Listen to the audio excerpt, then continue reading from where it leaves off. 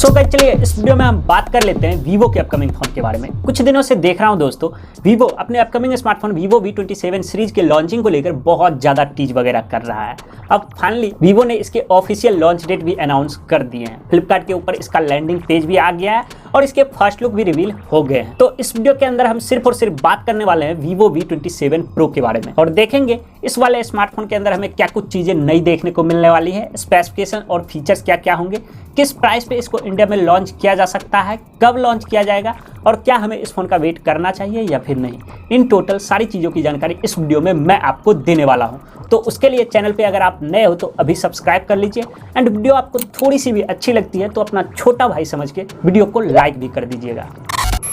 पहले दोस्तों चलिए हम बात कर लेते हैं इस फोन की बिल्ड क्वालिटी और डिजाइन के बारे में। तो गाइस ये जो फोन है ये ग्लास बैक के साथ आएगा और इसके प्रीवियस मॉडल से इसका डिजाइन ऑलमोस्ट चेंज रहेगा। स्पेशली कैमरा हाउसिंग के पास अगर आप देखते हो तो इसका कैमरा हाउसिंग इसके प्रीवियस मॉडल से काफी बड़ा होने वाला है। बट उसी की तरह इस फोन के अंदर भी आपको कलर चेंजिंग बैक देखने को मिलेंगे, जहाँ पे एक कलर्स में आपको ग्लॉसी फिनिश देखने को मिल जाएगा एंड दूसरे कलर में मैट फिनिश होगा। टॉप लेफ्ट में यहाँ पे ट्रिपल कैमरा स्टेप देखने को मिलेंगे और कैमरा हाउसिंग के बाहर रिंग शेप में एक LED फ्लैश लाइट देखने को मिल जाएगी। फ्रेम के बारे में बात करते हैं तो दोस्तों यहाँ पे फ्रेम मेटल का होगा जो कि इसके डिजाइन को काफी प्रीमियम सा लुक देता है और फ्रंट की तरफ यहाँ पे कर्व्ड स्क्रीन देखने को मिलेगी। बेजल-लेस डिस्प्ले होगा, सेंटर में एक छोटा सा पंच होल का कटआउट देखने को मिल जाएगा। टॉप एंड दोनों साइड वाले बेजल्स यहाँ पे आपको पतले नजर आएंगे और चिन के बारे में बात करते हैं तो ये भी काफी हल्के होंगे। तो ओवरऑल मेरे हिसाब से फोन काफी गुड लुकिंग होगा, डिजाइन और लुक्स वाइज आपको अच्छे देखने को मिलेंगे। एक चीज मैं कहना भूल गया, ये जो फोन है दोस्तों ये काफी स्लिम एंड लाइट वेट भी होने वाला है क्योंकि यहाँ पे आपको 7.4 mm के थिकनेस देखने को मिलेंगे एंड 182 ग्राम इस फोन का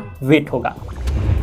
डिस्प्ले के बारे में बात करते हैं तो दोस्तों इस फोन के अंदर बड़ा डिस्प्ले देखने को मिलेगा। 6.78 इंच का यहाँ पे एक OLED पैनल देखने को मिलने वाला है जो कि FHD प्लस रेजुलेशन का होगा। 10 बिट्स कलर डेप्थ सपोर्ट के साथ आएगा जहाँ पे आपको डेफिनेटली HDR10 प्लस वगैरह के सपोर्ट मिलेंगे। तो कलर्स वगैरह जो है वो इस फोन के अंदर काफी अच्छे निकल के आएंगे। मतलब जब भी आप इस फोन से वीडियो एंजॉय करोगे या फिर मूवी एंजॉय करोगे तो एक्सपीरियंस अच्छा रहेगा। और डिस्प्ले के अंदर यहाँ पे आपको इन डिस्प्ले फिंगरप्रिंट सेंसर भी देखने को मिल जाएंगे। बाकी दोस्तों ये जो डिस्प्ले होगा ये काफी स्मूथ एंड ब्राइट भी होगा क्योंकि यहाँ पे 120 हर्ट्ज के फास्ट रिफ्रेश रेट भी देखने को मिलेंगे एंड 1300 निट्स का पिक ब्राइटनेस भी देखने को मिल जाएगा। तो डिस्प्ले की क्वालिटी जो होगी वो मेरे हिसाब से अच्छी होगी।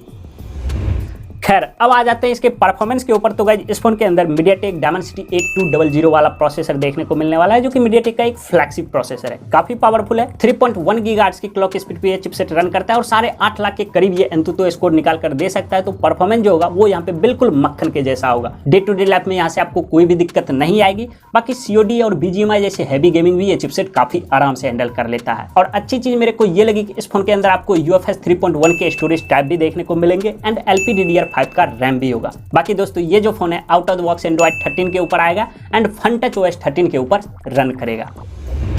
अब दोस्तों अगर हम इसके बैटरी कैपेसिटी के बारे में बात करते हैं तो इस फोन के अंदर 4600 mAh की बैटरी देखने को मिलने वाली है जो कि मेरे हिसाब से एक डिसेंट बैटरी होगी। नॉर्मल यूजर्स को ये बैटरी लगभग 1 से 1.5 दिन तक का बैकअप निकाल कर दे सकती है। और इसके अंदर जो प्रोसेसर हमें देखने को मिलने वाला है Dimensity 8200 ये पावरफुल तो है, इसके अलावा बहुत ही बैटरी एफिशिएंट भी है क्योंकि 4 नैनोमीटर फैब्रिकेशन प्रोसेस पे बना है।